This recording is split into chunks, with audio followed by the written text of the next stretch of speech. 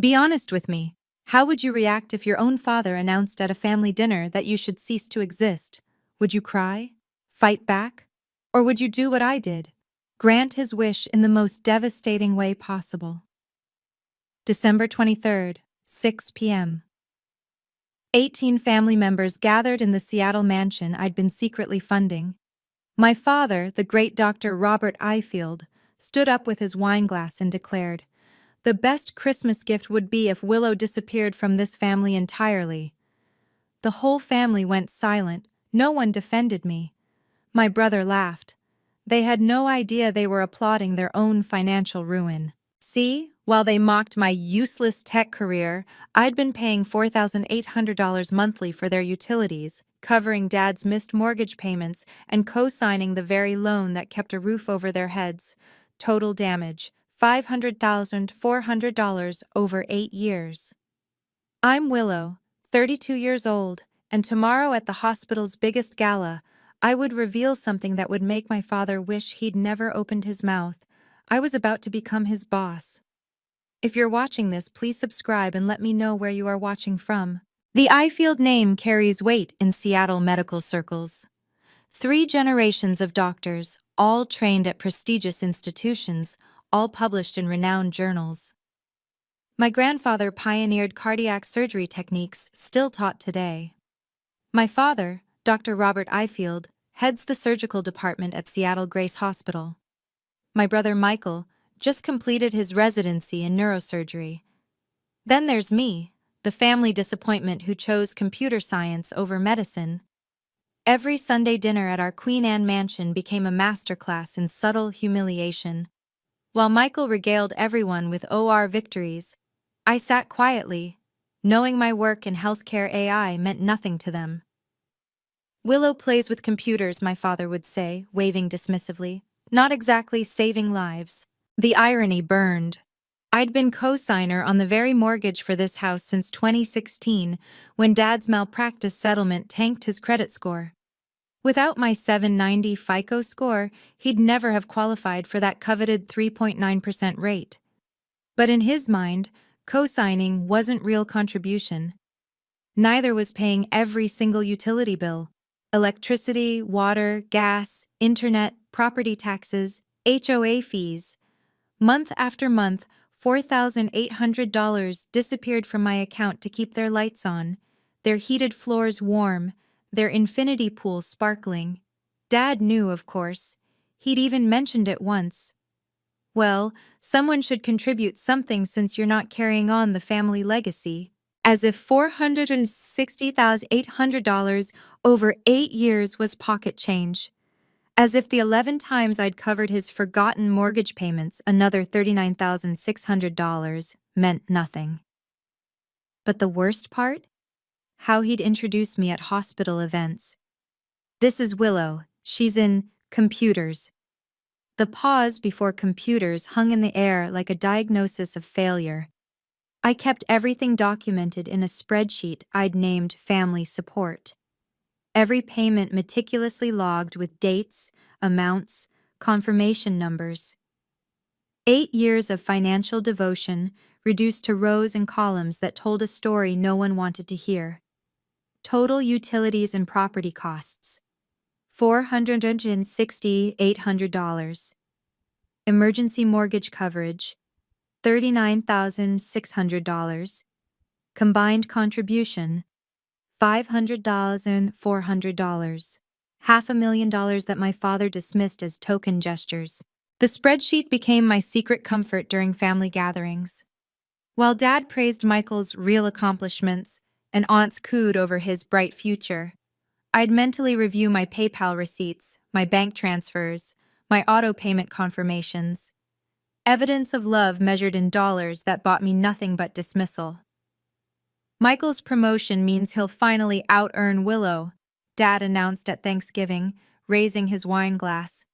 "Proof that medicine pays better than typing code." Michael had smirked.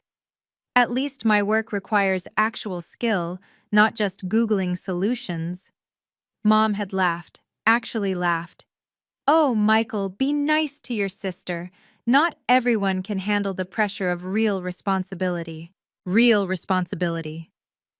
I'd pulled up my banking app under the table, staring at that morning's auto payment, $4,800 for December's house bills. Their champagne glasses caught the light from the chandelier I paid to keep illuminated. That night, I'd added a new column to my spreadsheet. Recognition received. It remained empty. What they didn't know, what I'd hidden even from myself, was that my typing code had just earned recognition from the one place Dad worshipped above all others, the Geneva Medical Innovation Summit. But I wasn't ready to process that yet. First, I needed to survive one more family Christmas. The 2024 family Christmas card arrived at my apartment on December 15th, gold embossed, professionally photographed at the mansion's grand staircase. Dad in his white coat, Mom in pearls, Michael in scrubs. The Ifield medical dynasty in all its glory. I wasn't in it. "We took it during your work trip," Mom explained when I called. "Besides, your father thought it looked more balanced without you. Aesthetically speaking." Balanced. As if my absence was an aesthetic choice, not a deliberate erasure. I hung up and stared at the card propped against my laptop. The laptop that had just received an email that would change everything. The sender, James Morrison, CEO of Technova Corporation. Subject line, confidential executive position discussion. My hands trembled as I opened it. Technova, the tech giant with an $8.2 billion market cap, whose medical division had just revolutionized diagnostic AI. They wanted to discuss their chief technology officer position. With me. But that wasn't even the shocking part. The email's second paragraph made my breath catch. "Your AI platform's selection for the Geneva Gold Medal has confirmed what we suspected. You're the visionary we need. We'd like to formalize our offer before the public announcement at tomorrow's Seattle Grace Hospital Gala." Geneva Gold Medal. The honor my father had chased for 30 years. The recognition that had eluded 3 generations of Ifield doctors. And I'd won it with the computer typing they mocked. My phone buzzed. A text from Dad. "Don't forget dinner on the 23rd, 6 p.m. sharp. Extended family will be here. Try to dress appropriately and have something interesting to contribute for once." Something interesting to contribute. I looked at the email again, then at the family Christmas card, where my absence was an aesthetic improvement. James Morrison's follow-up email arrived within hours, marked urgent, time-sensitive offer. My heart raced as I read the details that would either liberate me or destroy my last family connections. Position: Chief Technology Officer, Technova Corporation Medical Division. Base salary: $450,000 annually. Equity: 2% vested over 4 years. Currently valued at $164 million. Start date: January 2nd, 2025. The deadline made my stomach clench. "Please confirm by December 26th. We plan to announce your appointment at the Seattle Grace Hospital Christmas Gala on December 24th, where Technova will pledge our $50 million I-Wing donation." December 24th, tomorrow's gala. Where my father would be sitting at the VIP table, basking in the medical community's admiration. I scrolled down to the final paragraph. "Your AI platform has already saved 12,000 lives during our 6-month pilot program. This achievement, combined with your Geneva Gold Medal, makes you the ideal leader for our medical technology revolution. This role requires someone who values innovation over tradition, exactly what your background suggests." Innovation over tradition, everything my family despised. If I accepted, I'd have to stand on that stage tomorrow night, in front of 500 medical professionals, and publicly embrace everything my father considered beneath the Ifield name. The daughter who abandoned medicine would become the highest-paid executive in the room, leading the company that controlled his hospital's future. If I declined to keep family peace, I'd lose more than money. I'd lose the chance to prove that my work, dismissed and belittled for 8 years, had already saved more lives than my father's entire surgical career. My phone lit up with another family group text. "Michael. Hope Willow remembers not to talk about coding at dinner tomorrow. Real accomplishments only." 17 relatives liked his message. 17 relatives. The stakes crystallized as I opened my laptop to research what accepting Technova's offer truly meant. My fingers trembled over the keyboard, pulling up article after article about the company's revolutionary impact on healthcare. Technova AI reduces diagnostic errors by 67%. New England Journal of Medicine. Revolutionary platform catches early-stage cancers. Doctors miss. The Lancet. The future of medicine isn't human. Time magazine. Every headline represented validation my family would never give me. But more importantly, the numbers told a story of lives transformed, rural hospitals gaining world-class diagnostic capabilities, underserved communities accessing premium healthcare through AI assistance. 12,000 people walking around today because my algorithm caught what human eyes missed. I found the Geneva Summit press release, embargoed until December 24th. The 2024 Geneva Gold Medal for Medical Innovation goes to Willow Ifield for her groundbreaking diagnostic AI platform. This marks the first time in 40 years the award has gone to a non-physician. First time in 40 years. My father had submitted papers to Geneva 8 times, 8 rejections. But accepting meant more than professional triumph. It meant standing up at tomorrow's gala and essentially declaring, I chose technology over tradition. I chose innovation over your legacy. I chose myself over your approval. The family would see it as betrayal, the ultimate rejection of everything Ifield stood for. My banking app notification popped up. Automatic payment scheduled, $4,800 to Ifield Properties, LLC. Tomorrow's house bills, processed like clockwork while they planned their Christmas without me. I pulled up the co-signer agreement for Dad's mortgage. One phone call to Wells Fargo, and his rate would jump from 3.9% to 7.5%. His monthly payment would skyrocket from $3,600 to $5,200. Without my utility payments, he'd face $10,000 monthly expenses. The power to devastate them sat in my hands. December 23rd, 6 p.m. I stood outside my childhood home, holding a $300 bottle of wine I knew they'd critique anyway.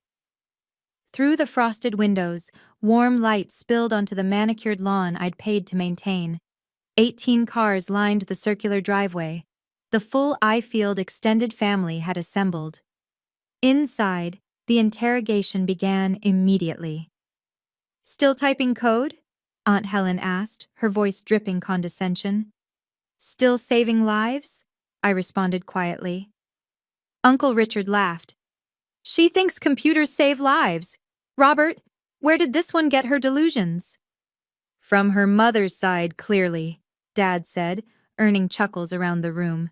The dining room showcased the family's medical degrees like a shrine. Harvard, Johns Hopkins, Stanford, gilded frames reflecting chandelier light.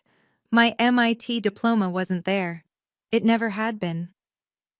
Michael just got promoted to attending physician, Cousin Sarah announced, youngest in Seattle Grace history.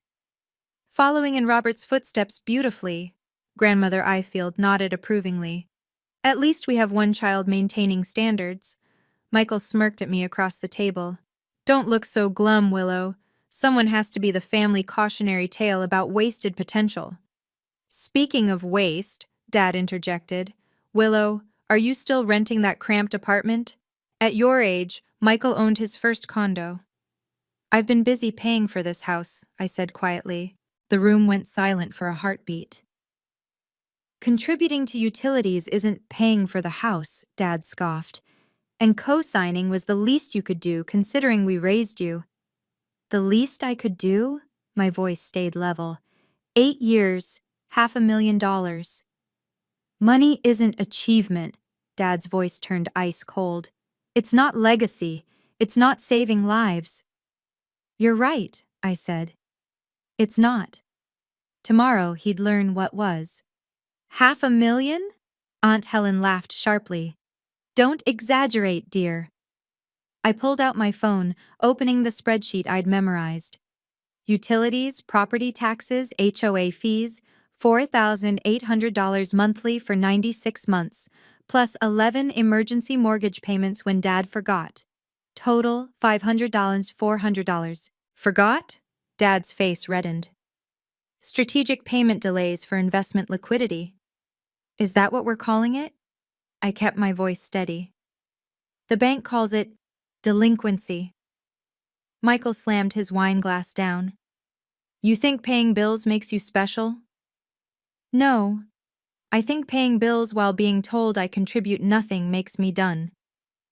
Done? Mom finally spoke. What does that mean? It means, Dad interrupted, standing now, his voice filling the room, that Willow thinks she can buy respect, that she can purchase her way into meaning something to this family. The room held its breath. You want to know what would make this Christmas perfect? Dad's eyes locked on mine. If you disappeared from this family entirely. Stop pretending you belong at this table. Stop embarrassing us with your presence at hospital events. Just stop. 18 people, aunts, uncles, cousins, grandparents, my mother. Not one voice rose in my defense. Michael actually laughed. Finally, someone said it. I stood slowly, placing my napkin on my untouched plate. You want me gone? The best gift you could give us, Dad confirmed. Merry Christmas, then. I walked out, leaving my keys on the hall table. Behind me, Uncle Richard started clapping slowly. Others joined in. My phone buzzed as I reached my car. James Morrison. Hoping for good news tomorrow. The medical world needs revolutionaries, not dynasties. I typed back with steady fingers. I'll take the position. The family group chat exploded before I even reached my apartment. Michael. Drama queen exit. Taking bets on how long before she comes crawling back. Cousin Sarah. Give her 3 days, Max. Aunt Helen. Your father's right, Willow. This victim complex is exhausting. Mom. Please don't make a scene at tomorrow's gala. Your father's reputation matters. His reputation. After telling me to disappear, she worried about his reputation. I sat in my car outside my apartment building, engine running, heat blasting against the December cold. My hands shook as I opened James Morrison's contact and hit call. Willow? His voice was warm, concerned. It's late. Everything okay? I'll take the position, I said, but I need to know something. Tomorrow's announcement. My father will be there. Front row VIP table. He's being considered for hospital director. James paused. Is that a problem? No, it's perfect actually. I took a breath. Technova's the primary donor for Seattle Grace's new wing? $50 million, our largest medical pledge ever. His tone shifted, understanding dawning. Willow, what happened? My family just made it clear I don't belong with them. Tomorrow, I'd like to show them where I do belong. The announcement's scheduled for 8 p.m. right after your father's keynote on medical excellence through generations. The irony in James's voice was sharp. The press release about your Geneva gold medal goes live simultaneously. He's giving a keynote? About family legacy in medicine. How the Ifield name represents 3 generations of surgical excellence. I actually laughed. Then tomorrow should be educational. Willow. James's voice gentled. You sure you're ready for this? I looked at the family chat, now planning tomorrow's Christmas dinner without me. I've been ready for 8 years. Hey everyone, quick pause here. What would you do in my position? Accept the CTO role and face my family's fury, or keep quiet to maintain peace? Drop a comment below with your thoughts. And if you've ever had to choose between family approval and your own success, I'd love to hear your story. Don't forget to hit subscribe so you don't miss what happens at tomorrow's gala. After ending the call with James, I opened my laptop to review the contract DocuSign had just sent. Every detail felt surreal. Chief Technology Officer, stock options worth more than my father's entire career earnings, a corner office overlooking Elliott Bay. But one email attachment made me stop breathing. Seattle Grace Donor Hierarchy 2024. Technova Corporation sat at the top. Primary benefactor, $50 million pledged. The entire new surgical wing would bear the Technova name. Every OR, every recovery room, every piece of equipment my father would use for the remainder of his career would carry the logo of the company I'd now help lead. James had included a note. The hospital board requested you personally attend tomorrow's check presentation. They're particularly excited about implementing your AI diagnostic system hospital-wide. Dr. Patricia Hayes specifically asked if you'd consider joining their innovation committee. Patricia Hayes, the hospital director my father desperately wanted to impress for his promotion. Another email popped up, forwarded from James. The sender made my pulse race. Geneva Medical Summit Committee. Dear Ms. Morrison, we're pleased to confirm that media outlets have been notified about tomorrow's embargo lift. The announcement of Ms. Ifield's Geneva Gold Medal will coincide with your gala event at 8 p.m. PST.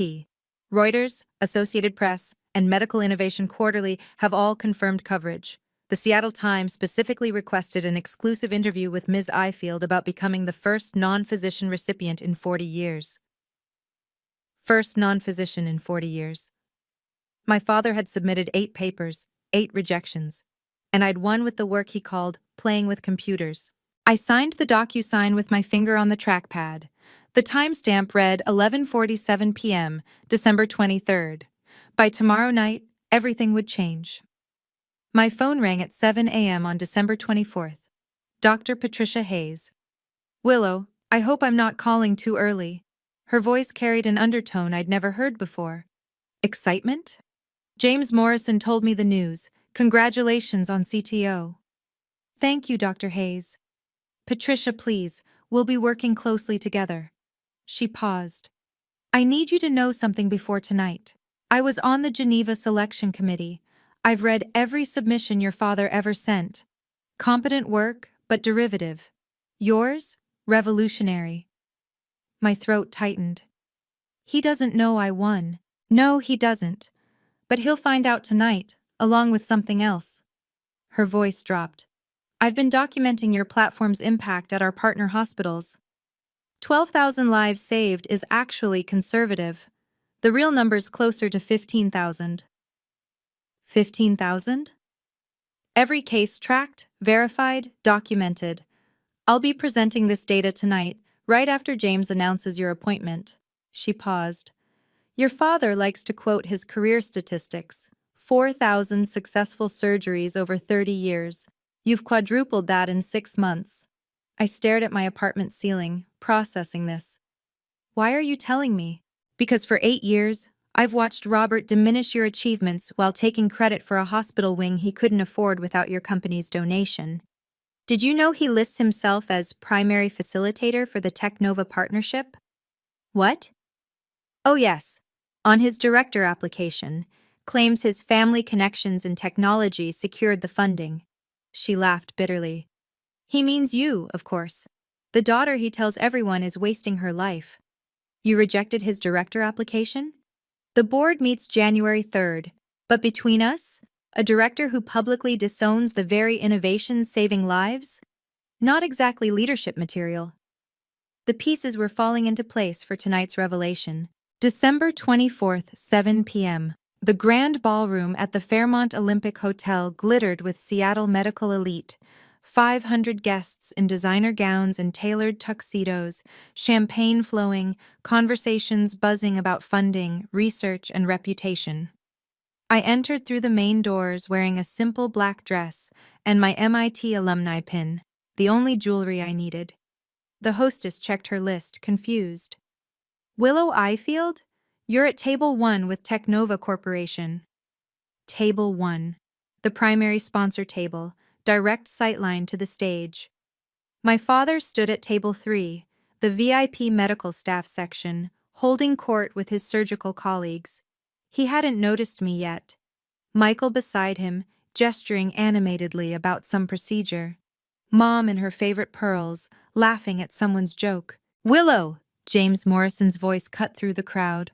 6'2", silver-haired, commanding presence that made heads turn. There's our newest executive. He guided me to Table 1, where Technova's C-suite sat alongside major shareholders. The placement wasn't subtle. Anyone who mattered would notice the eye-field daughter sitting with the hospital's biggest donors. Nervous? James asked quietly. No, I realized with surprise. I'm ready. The lights dimmed for dinner service. Patricia Hayes took the podium for opening remarks, welcoming guests, thanking donors. Then she announced the keynote speaker. Please welcome Dr. Robert Ifield, discussing 3 generations of medical excellence. Dad strode to the podium with practiced confidence. The spotlight found him as he began the speech I'd heard versions of my entire life. The Ifield legacy, the sacred calling of medicine, the importance of tradition. The Ifield name has meant healing for 70 years, he proclaimed. My son Michael continues this proud tradition. No mention of me. In a room where I sat at the sponsor table, I remained invisible to him. Medical excellence, my father continued, his voice resonating through the ballroom, cannot be replicated by machines or algorithms. It requires human intuition, generations of wisdom, the sacred trust between physician and patient. Several doctors nodded approvingly. Others shifted uncomfortably, knowing their departments already relied on AI diagnostics. My grandfather pioneered cardiac techniques still used today. I've performed over 4,000 successful surgeries. My son Michael just became the youngest attending physician in Seattle Grace history. Dad paused for effect. This is what legacy means. This is why medicine remains a calling, not merely a career. What about your daughter? The question came from table 7, a young resident I didn't recognize. Dad's jaw tightened. My daughter chose a different path. But isn't she? She works in technology. Dad cut him off, his tone dismissive. Some people prefer keyboards to scalpels. Less pressure, less responsibility, less impact. Nervous laughter rippled through the crowd. James Morrison's hand briefly touched my arm in silent support. Not everyone, Dad continued, warming to his theme, can handle the weight of life and death decisions. Some seek easier roads, coding, data entry, digital busy work that machines will eventually replace anyway. Michael laughed audibly from table 3, raising his champagne glass in mock toast. But tonight, Dad spread his arms magnanimously, we celebrate those who chose the harder path, who understood that true innovation comes from human hands, not artificial intelligence. Patricia Hayes stood up from table 2. Several heads turned. The future of medicine, Dad concluded, oblivious, belongs to those brave enough to carry forward tradition, not those hiding behind screens pretending to contribute. The applause was polite but scattered. Half the room knew Technova's AI had transformed their departments. James Morrison rose from his chair. Before James could move, another voice pierced the awkward silence. Dr. Ifield, a follow-up question. Dr. Marcus Chen from Pediatric Oncology stood up. Your daughter, isn't she the one who developed the diagnostic AI we've been using? Dad's smile turned brittle. As I said, she works in technology. Basic programming. Basic? Dr. Chen persisted. The system caught 3 cases of pediatric leukemia we missed. That seems more than basic. Listen, Dad's voice sharpened. I'm sure my daughter's hobby projects have their place, but comparing data entry to actual medicine? That's insulting to every physician here. Hobby projects? Someone whispered at a nearby table. Michael stood up, emboldened by wine and opportunity. My sister means well, but she's always been jealous of real doctors. This coding thing is her way of trying to feel important. Mom nodded supportively. We've tried to be patient with her need for attention. The room's discomfort was palpable. Servers stopped mid-pour. Patricia Hayes was already walking toward the stage. Perhaps, Dad said with false magnanimity, we shouldn't waste time discussing those who couldn't cut it in medicine. Tonight is about celebrating those who could. That's when James Morrison's voice boomed across the ballroom. I'd like to address that statement. Every head turned. James commanded attention. Major CEO. Billions in market cap. The man whose company's name would soon grace their new wing. Dr. Ifield speaks about those who couldn't cut it in medicine. James walked toward the stage with deliberate steps.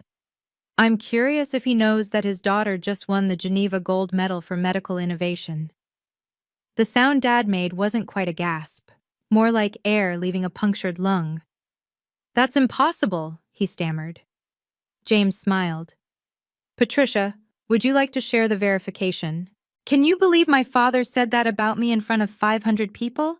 But wait, the best part is coming. If you're feeling that secondhand frustration, hit the like button right now and comment justice if you want to see how this plays out. Share this with anyone who's been underestimated by their own family. The revelation that's about to happen will blow your mind. James Morrison took the microphone with CEO authority that made my father step backward instinctively.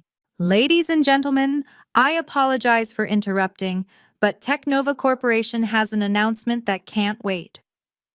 The screens around the ballroom flickered to life with the Technova logo. Tonight, we're not just pledging $50 million to Seattle Grace. We're introducing the architect of the medical revolution that made our success possible.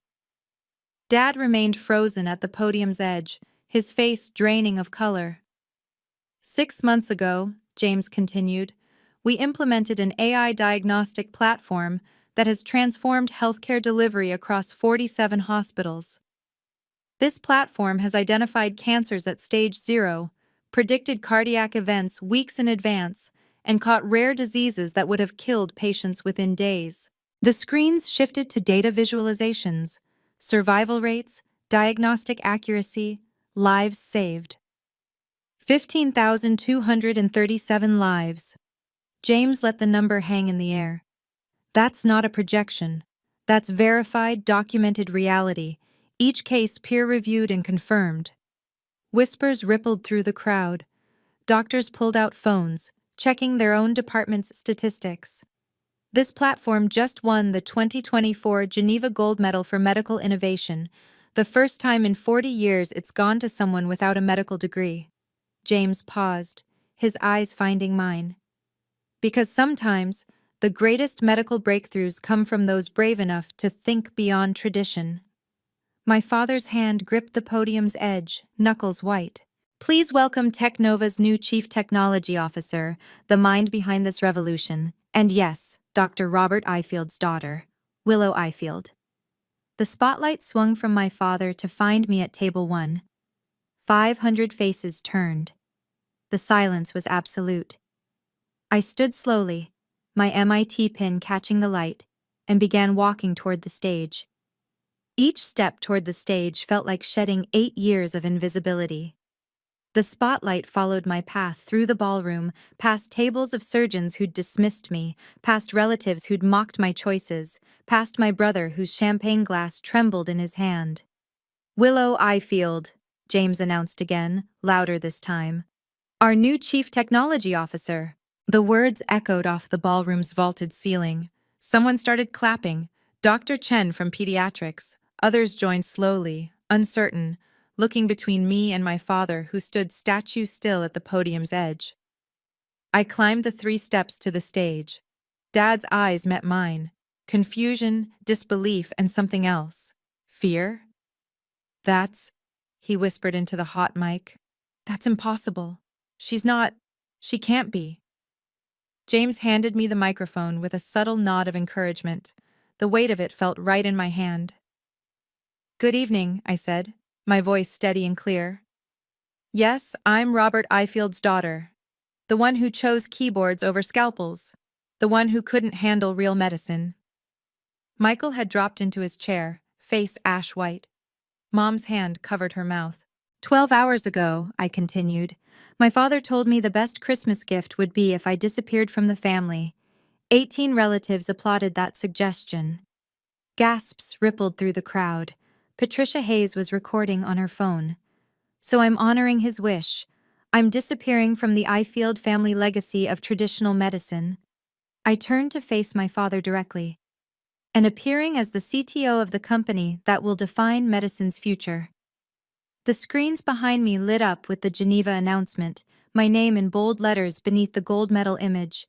Dad's legs seemed to give out. He gripped the podium to stay upright.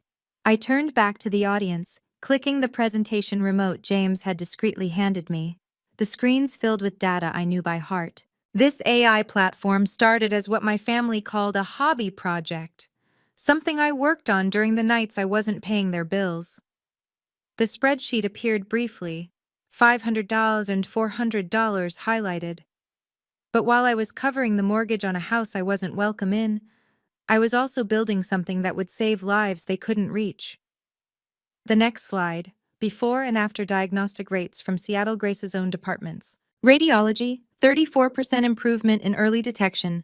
Oncology, 47% reduction in misdiagnosis. Emergency, 89% faster critical condition identification. I kept my voice professional, letting facts speak louder than emotion. 15,000 lives saved in 6 months. That's 83 lives per day. While my father performed 4,000 surgeries over 30 years, this platform saves that many every 7 weeks. Those are just numbers. Dad finally found his voice, though it cracked. Medicine is about human connection. You're right, I interrupted calmly. Which is why the platform doesn't replace doctors. It empowers them. It gives them time for human connection by handling data analysis in seconds instead of hours. Patricia Hayes had joined us on stage. "If I may," she said, taking a second microphone, "Dr. Ifield, you've repeatedly dismissed your daughter's work as not real medicine, yet you listed yourself as the primary facilitator of Technova's donation on your director application. You claimed credit for the very innovation you're denouncing." The crowd's murmur turned sharp. Board members exchanged glances. "Furthermore," Patricia continued, "the Geneva Committee you've submitted to 8 times, they specifically noted that Willow's work represents the most significant medical advance since antibiotics." Dad's mouth opened and closed soundlessly. Patricia Hayes wasn't finished. The hospital director commanded the stage with an authority that made my father shrink. "Let me be crystal clear for everyone here," Patricia announced. "Willow Ifield's platform has reduced our mortality rate by 34%, the largest improvement in Seattle Grace's history. More effective than any surgical innovation, any pharmaceutical breakthrough, any traditional intervention we've implemented." She clicked to a new slide showing department rankings. Every department using her AI system has seen unprecedented improvements. Every department resisting it, she paused meaningfully, has fallen behind national standards. My father's surgical department was highlighted in red at the bottom. "The future of medicine isn't tradition versus technology," Patricia continued. "It's embracing both, something Ms. Ifield understood while others clung to outdated hierarchies." "This is ridiculous!" Michael suddenly shouted from the floor, wine slurring his words. "She's not even a real doctor. She doesn't save lives. She types code." "Mr. Ifield," Patricia's voice turned ice cold, "your sister's typing has saved more lives this month than you will in your entire career. Sit down." The rebuke echoed through the silent ballroom. Michael collapsed into his chair. Patricia turned to me. "Ms. Ifield, would you share your vision for Technova's partnership with Seattle Grace?" I nodded, clicking to the final slide, architectural renderings of the new wing. "The Technova Medical Innovation Center will integrate AI assistance into every aspect of patient care. We're not replacing the human touch, we're amplifying it. Doctors will have more time with patients, more accurate diagnostics, more lives saved." "The board has already approved full implementation," Patricia added, "led by our new CTO, not by those who denied her value." She looked directly at my father. "Excellence through innovation, not just tradition." The moment I stepped off the stage, the media descended. Seattle Times, King 5 News, Medical Innovation Quarterly, all wanting the story of the surgeon's daughter who revolutionized medicine from outside its walls. "Ms. Ifield, how does it feel to achieve what your father couldn't? Were you motivated by family rejection? Will you maintain any relationship with your family?" I answered with measured professionalism, but my peripheral vision caught my father approaching through the crowd, his face desperate. "Willow, we need to talk." His voice barely carried over the reporters. "We did talk," I replied calmly, not breaking eye contact with the journalist. Yesterday. You made your position clear. This is a misunderstanding. Excuse me, Dr. Ifield, James Morrison intercepted smoothly. Your daughter has interviews scheduled. Perhaps you could schedule time through her assistant after the holidays. Her assistant? Dad's voice cracked. She's my daughter. No. I finally turned to face him fully. According to you, the best gift would be if I disappeared. I'm simply honoring your wishes. Professionally. The reporters were recording everything. Mom had pushed through the crowd, tears streaming. Willow, please, it's Christmas. Yes, it is. I pulled out my phone, showing them the family group chat. The one you're planning without me. Michael's message has 17 likes, remember? Board members were watching. Patricia Hayes stood nearby, arms crossed. The house, Dad started. We'll need new financial arrangements. I kept my voice level. I've covered $500 and $400 over 8 years. Consider it my graduation gift from the family that never wanted me. You can't just... I can. I am. I've already notified Wells Fargo about removing myself as co-signer. Your rate adjustment letter should arrive by Monday. His face went gray. You're removing yourself as co-signer? Dad's voice pitched higher, panic breaking through his usual composure. Several board members stepped closer, sensing drama. Effective January 1st, I pulled up the Wells Fargo email on my phone, holding it where reporters could see. Without my credit score, your rate jumps from 3.9% to 7.5%. That's $5,200 monthly instead of $3,600. You can't! That's financial blackmail! No, it's financial independence. Something you said I'd never achieve while playing with computers. I switched to my banking app. I'm also canceling the automatic payments for utilities, property taxes, HOA fees, and maintenance. That's another $4,800 monthly you'll need to cover. Michael had stumbled over, face flushed with alcohol and rage. You vindictive... Careful, Patricia Hayes warned. You're speaking to Technova's CTO at a professional event. The board is watching. $10,000 monthly total, I continued calmly. The mortgage company has already been notified. They seemed very interested to learn that Dr. Robert Ifield has been dependent on his daughter's charity for 8 years. Charity? Mom gasped. We're family. No. Family defends each other. Family celebrates success. Family doesn't applaud when someone says you should disappear. I looked at each of them. You made it clear I'm not family. I'm simply adjusting my finances accordingly. The Seattle Times reporter stepped forward. Ms. Ifield, are you saying your father has been financially dependent on you while publicly dismissing your career? The documents speak for themselves, I replied, forwarding the spreadsheet to her email. 8 years of records, every payment documented. Dad's legs wobbled. A board member offered him a chair. The best part? I added quietly. That co-signer clause was your addition, Dad. You insisted on it to get the lowest rate. Ironic, isn't it? James Morrison stepped to the microphone one final time, his CEO presence commanding immediate attention. Before we conclude tonight's announcements, there's one more matter. He clicked to a new slide showing Technova's donation terms. Our $50 million commitment comes with specific governance requirements. Dad, still slumped in the chair someone had provided, looked up sharply. The AI Innovation Wing will operate under independent leadership, separate from traditional surgical departments. James's eyes found my father. This ensures that progress isn't hindered by those who resist change. Additionally, Patricia Hayes took the microphone. The hospital board has restructured our innovation committee. Effective immediately, it will be led by someone who understands both technology and medicine's future. Who? Dad's voice was barely a whisper. The committee specifically requested Ms. Ifield's guidance, Patricia announced. She'll have direct oversight of all AI implementation, reporting to the board, not department heads. The implication was clear.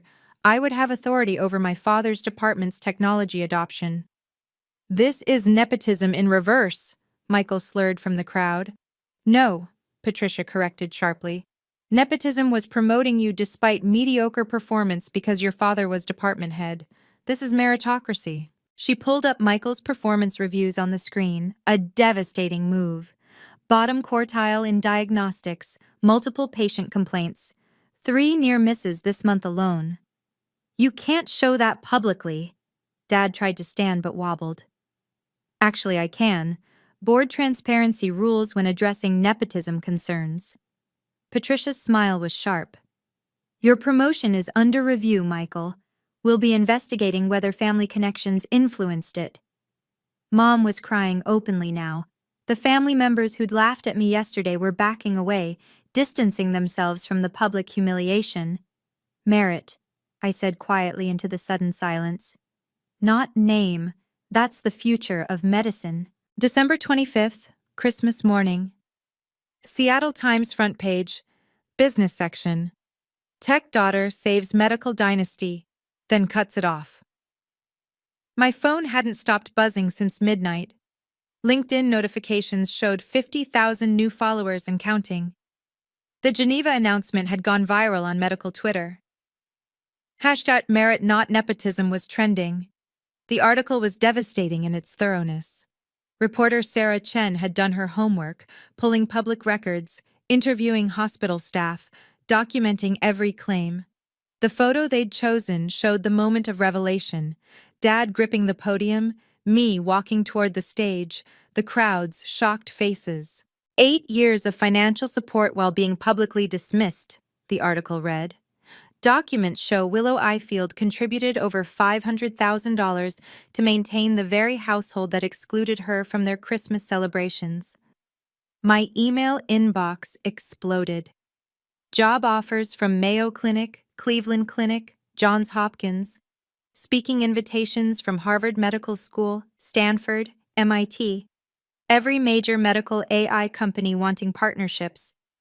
But the most telling responses came from other healthcare professionals.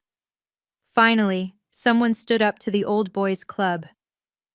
Your father dismissed my AI research proposal 3 times. Karma is beautiful.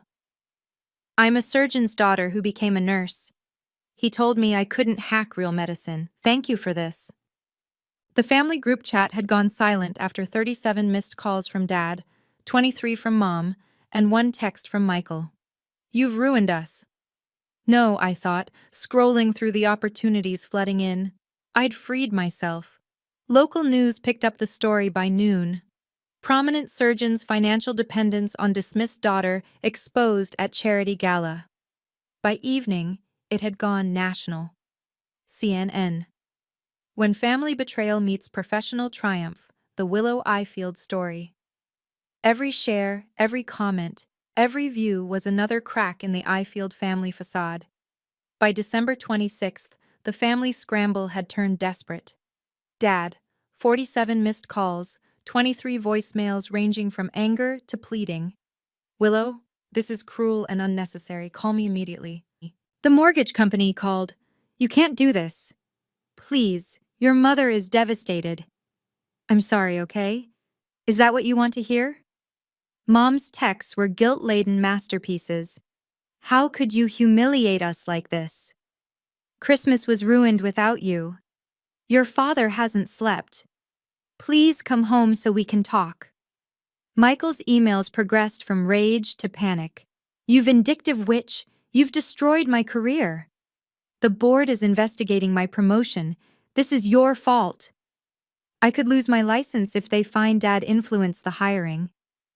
Please tell them it wasn't nepotism, please. The extended family suddenly discovered my number. Aunt Helen. Sweetheart, we always believed in you. Perhaps you could reconsider the co-signing? Uncle Richard. Proud of your success. BTW, does Technova have openings? Cousin Sarah. Girl boss, could you put in a word at the hospital? Even Grandmother Ifield, who hadn't called in 3 years. Darling family forgives, your father is suffering. The most telling message came from their financial advisor, accidentally CC'd to me. Dr. Ifield, without Willow's support, you'll need to liquidate investments or sell the house within 90 days. The payment increase is unsustainable with your current obligations. Their dream home, their status symbol, their castle built on my silent support. I archived every message without responding. They'd wanted me gone. They'd celebrated my erasure. Now they were learning what my absence actually meant, not just emotionally, but financially, professionally, socially. The reckoning they'd never imagined had arrived. January 3rd arrived with consequences as precise as surgical cuts. The hospital board meeting minutes were leaked within hours. Dad's director application denied.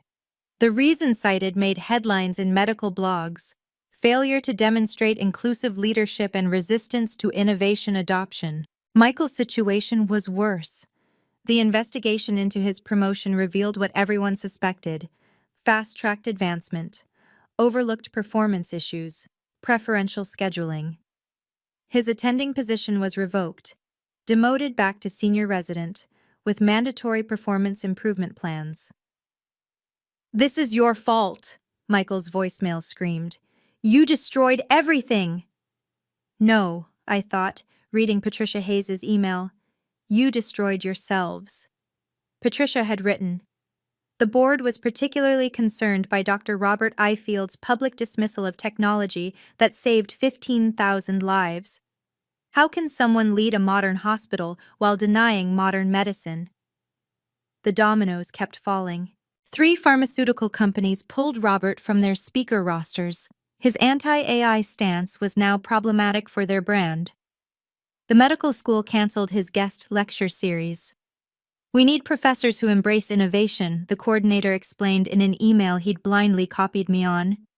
His private practice referrals dropped 40% in 2 weeks. Patients were requesting doctors who use that AI system. The country club, where he'd bragged about his successful children, plural only when convenient, had questions about his delayed membership dues. But the final blow came from Wells Fargo. "Dear Dr. Ifield, your request for rate modification has been denied due to insufficient credit score and debt-to-income ratio without co-signer. Payment of $5,200 begins February 1st. Additionally, review shows 11 late payments previously covered by co-signer. Account flagged for monitoring." The Ifield medical dynasty, 3 generations of prestige, was crumbling because they'd dismissed the one person holding it together. All documented, all consequences of their own choices, all justice delivered by facts. My first day as CTO of Technova began January 8th with a corner office overlooking Elliott Bay and Seattle Grace Hospital in the distance. "Welcome aboard," James Morrison said, gesturing at the view. "Poetic, isn't it?" 200 engineers reported to me now. My assistant, Marcus, had already fielded 12 interview requests and 37 partnership proposals before 10 a.m. "The Geneva Committee wants you as keynote for their 2025 summit," Marcus announced. "They're calling it Medicine Beyond Tradition, the Ifield Revolution." The irony wasn't lost on me. My first all-hands meeting was scheduled for 2 p.m.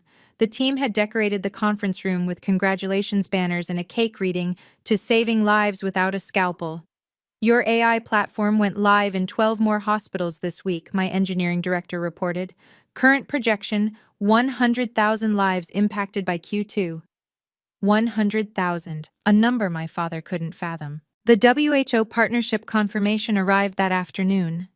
We'd be deploying the platform in underserved countries, bringing advanced diagnostics to places traditional medicine couldn't reach. "Ms. Ifield," the WHO director said over video call, "your technology will democratize healthcare globally. This is medicine's future." At 4 p.m., looking out at Seattle Grace, I saw something that made me pause. An ambulance at the emergency entrance. Someone's worst day, potentially their last, unless the AI caught something human eyes might miss. That's what mattered. Not family approval, not legacy, not the Ifield name on a hospital wing. Lives saved, suffering prevented, hope delivered through innovation they'd mocked. My phone buzzed. A text from an unknown number, a patient whose rare cancer was caught by my platform. "You saved my life. Thank you for not giving up, despite those who doubted you.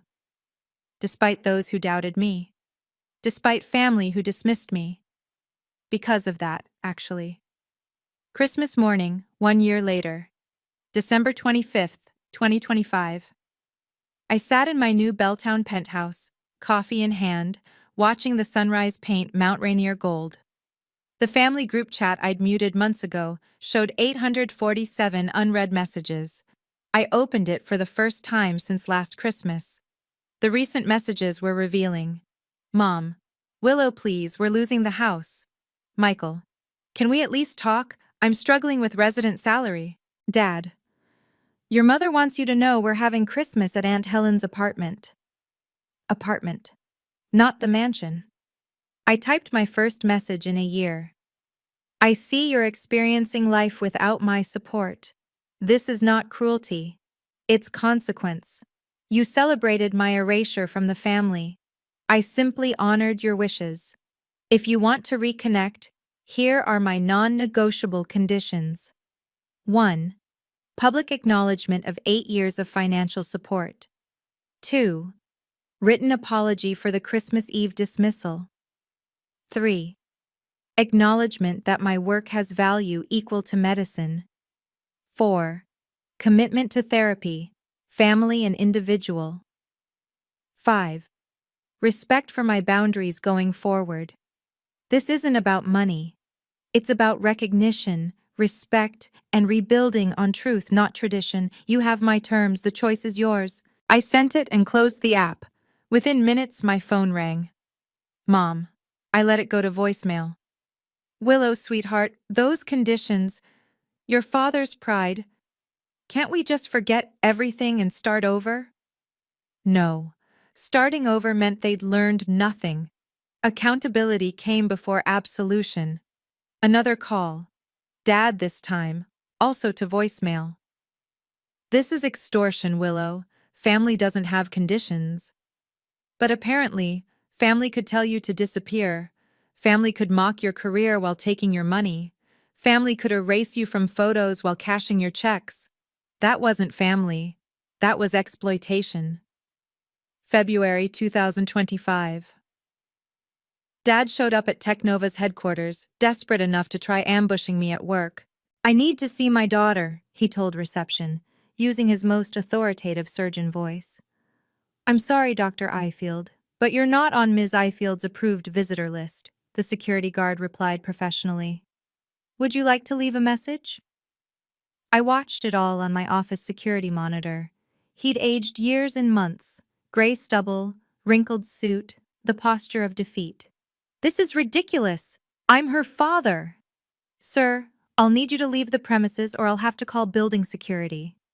He left an envelope instead. Marcus brought it up an hour later. I opened it carefully. 2 pages of his precise surgeon's handwriting. Willow, this is all a misunderstanding. You've taken things too personally. Yes, I said some things in frustration, but family forgives. Your mother cries daily. Michael's career is ruined. The house is in foreclosure. You've made your point. You're successful. We get it. Now come home and fix this. Your father. Not love, Dad. Just your father. No apology, no acknowledgement, no accountability, just demands disguised as reconciliation. I had Marcus draft a formal response on Technova letterhead. Dr. Ifield, your letter was received. It contains no apology, no acknowledgement of wrongdoing, and no acceptance of the conditions I outlined for reconnection. You state I've taken things too personally. Telling me to disappear from the family was personal. Taking my financial support while denying my professional worth was personal. You want me to fix this. I did not break it. You did, with 18 witnesses who applauded. My conditions remain unchanged and non-negotiable. Willow Ifield, Chief Technology Officer, Technova Corporation. He never responded directly, but the legal papers arrived a week later, attempting to sue me for financial abandonment. His lawyer dropped the case after seeing the documentation. March 2025 brought an unexpected visitor. Mom came alone to Technova, waiting 6 hours in the lobby until I agreed to see her. She looked smaller somehow, designer clothes replaced with simple department store finds. The pearls were gone, probably sold. Willow, she began, then stopped, tears already starting. I. I'm sorry. The words hung between us, fragile and long overdue. I should have defended you. That night, when Robert said those horrible things, I should have stood up. I was a coward. She pulled out a worn envelope. I wrote this letter 100 times. I read it slowly. 3 pages of real accountability. How she'd enabled Dad's dismissiveness. How she'd prioritized peace over truth. How she'd failed as a mother. I've started therapy, she continued. Individual, not couples. Robert refuses to go. But I need to understand why I let this happen, why I let him diminish you while you held us up. What about Dad and Michael? Michael blames you for everything. He's living with friends, drinking too much. Your father. She paused. He's moved into a studio apartment, still insists he did nothing wrong, still telling people you betrayed the family. And you? What do you tell people? The truth, that my daughter is brilliant, generous, and deserved so much better than we gave her, that I'm proud of you, that I'm ashamed of myself. It was a start.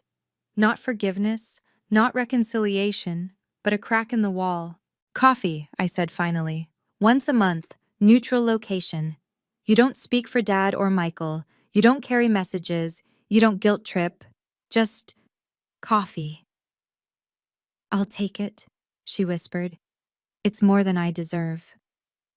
Maybe, but everyone deserved a chance to grow, even mothers who'd stayed silent too long. June 2025, 6 months after the gala that changed everything. My AI platform was now in 127 hospitals across 14 countries.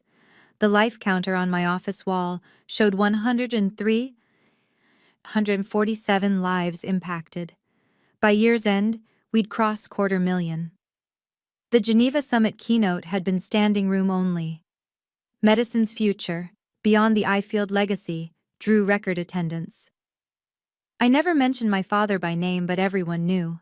Michael had texted once, "Hope you're happy. I'm working urgent care in Tacoma." I wasn't happy he was struggling, but I wasn't responsible for his choices either. Dad had given one interview to a medical blog, claiming I'd weaponized success against family. The comments destroyed him, hundreds of healthcare workers sharing their own stories of dismissive senior physicians. He never gave another interview. Mom and I had our monthly coffees. Slowly, carefully, we were building something new. Not a daughter trying to earn love through payment, not a mother enabling toxic dynamics, just 2 women learning to see each other clearly. "Your father asked me to give you this," she said at our latest meeting, sliding a card across. "We agreed, no messages." "I know, I told him that, but read it later or don't. Your choice." I opened it that night, a Christmas card. Inside, his handwriting. I was wrong. 3 words. No signature. It wasn't enough, not nearly. But it was the first crack in his armor, the first admission that maybe, just maybe, the daughter who saved lives through code was worth as much as the surgeon who'd dismissed her. I filed it away and went back to my work. Tomorrow, my platform would save another 400 lives. That mattered more than 3 words from a man who'd needed to lose everything to write them. Success isn't revenge. It's living well despite those who doubted you. Thank you for listening to my story. If you've ever been dismissed by family who should have supported you, remember, your worth isn't determined by their recognition. Subscribe for more stories about setting healthy boundaries and finding success on your own terms. Share this with someone who needs to hear that they're enough, exactly as they are. Comment, boundaries if you've learned to protect your peace. Until next time.